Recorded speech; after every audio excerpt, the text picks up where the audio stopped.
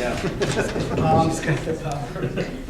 Couple of thoughts here. First of all, I think the essence of the question is you know, how can we make a small investment to avoid having to make a much bigger investment, right? I mean, I think that's the essence of the question. And right now, you know, at least at the county level of government, we don't have a lot of, you know, funds, you know, discretionary funds to be able to spend. So, you know, I do want to say that you know, supporting the local initiatives, Homer 2020, I'll be the fifth or sixth person to mention that here. You know, supporting our nonprofits and really doing everything we can to work together to, you know, so that we can, you know, at least on a community-wide basis, you know, make these you know, relatively smaller investments to avoid the larger costs. We need to do that. I want to weave in a little thread here about the costs that homeless people will, or the costs that people will face, you know, as working class people that are right on the edge.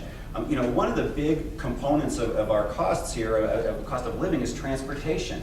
And I know people who go all the way out to Severance because they can't afford to live in Fort Collins, and so they're spending a fortune coming to and from a job, right? And they're right on the edge. And so when we think about you know, how we create our built environment, how we build a transportation infrastructure, those are things that the county really weighs in on, and the county in collaboration with other governmental entities. So it may not be a direct tie to how do we spend a little bit of money in order to save a lot of money, but the county does weigh in on these things, and these are important. These you know, over a period of time, especially thinking about you know, this crisis will not last forever. What are we doing right now to solve the problems of 2015 or 2018 or 2020? What steps are we taking so that, you know, people that are of modest income can afford to live inside Fort Collins, or to live in Loveland, to live, you know, closer to their job, and to not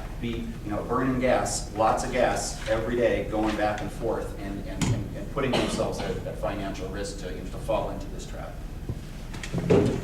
Mr. Gibb?